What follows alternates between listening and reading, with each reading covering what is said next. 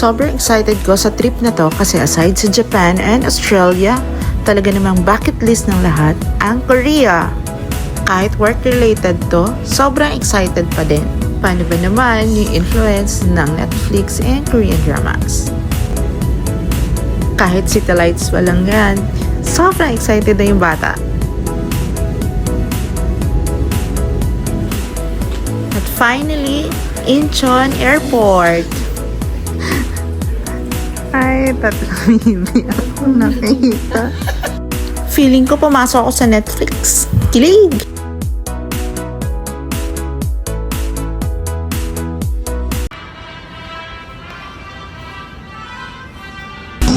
Dahil parating na. Okay.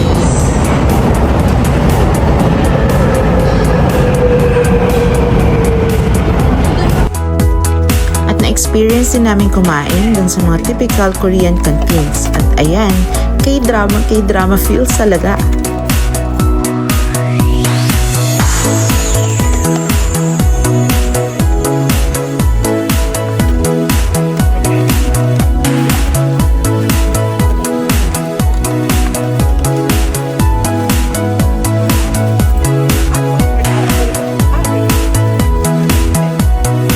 Di ko nga alam kung tama yung ginagawa ko dyan, basta sinusundan ko lang yung nasa harap ko.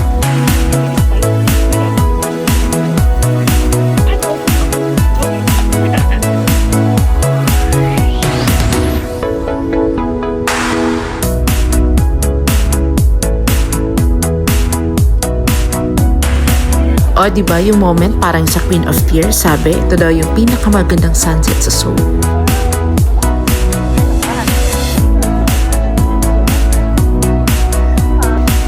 Siyempre, after work, papalampasin mo ba ang Myeongdong? Good thing yung hotel namin, walking distance lang talaga sa Myeongdong. Siyempre, ang saya na naman ng bata, first night, legit Korean food trip agad. Myeongdong tip. Masasarap yung mga food nila. Nagsishare na lang kami para halos lahat ng mga options matikman din namin.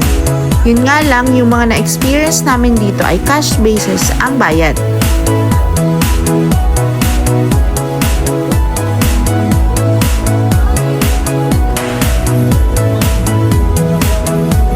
Masarap din to, must try. Parang siyang puto na may egg sa gitna.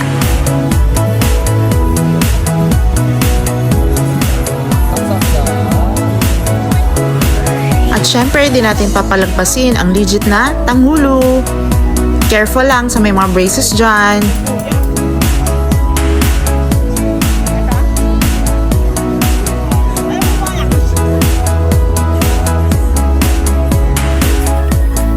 Pag mapupunta ka ng Myeongdong, imposible hindi mo mapapansin si Kuya kasi aside sa masarap yung beef niya, may pa-entertainment at pa-apoy din siya.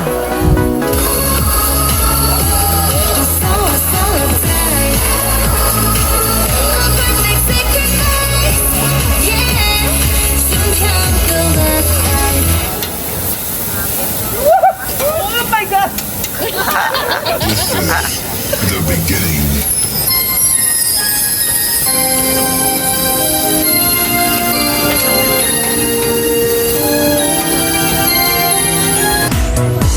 Oh, grilled cheese. Nakakamiss.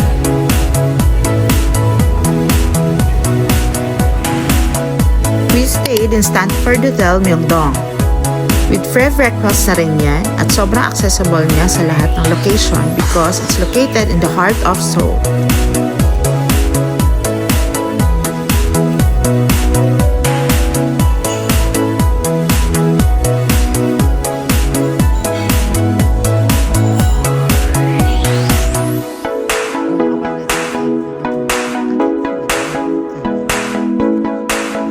Room tour tayo kahit magulo ang kwarto.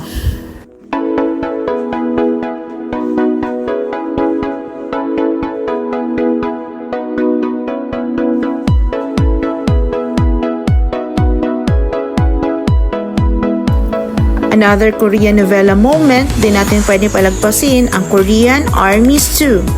Best partner daw with traditional Korean rice wine.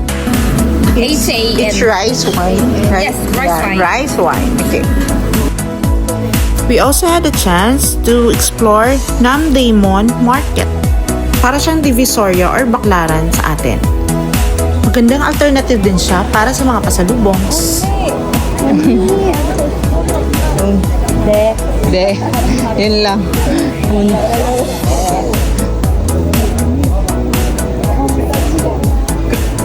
Ay, ang daming sombrero.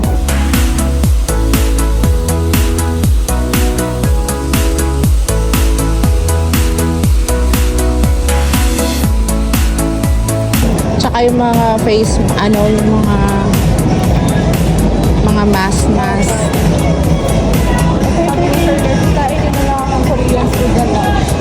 Okay. Hindi pa nga tayo naglalo.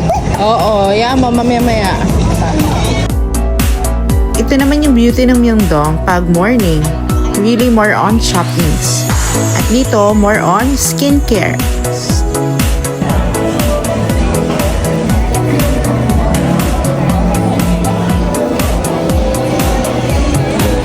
Ito yun, yung kay Market.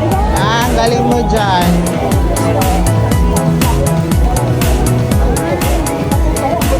Yeah, kay Market. Siyempre, yung legit na samgyup.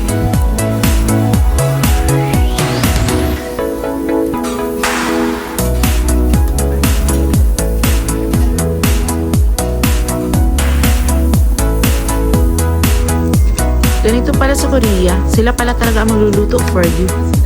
Medyo nakakailang kumain, pero okay lang, cute naman yung nagluluto. At yung mga kimchi nila dito, the best. Iba yung lasa compare sa Pilipinas.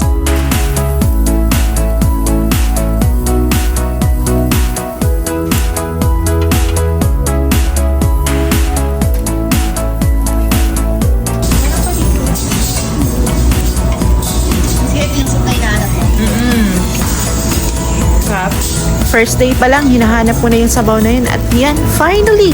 Iba. Panalo ang lasa. Kakalakad-lakad namin, ayan, natanaw na namin si Insel Tower. Pero may separate video ako dyan. At dahil nag-extend kami, we transferred to Step in Myeongdong. Paglabas mo, literal, Myeongdong. See you in my part 2!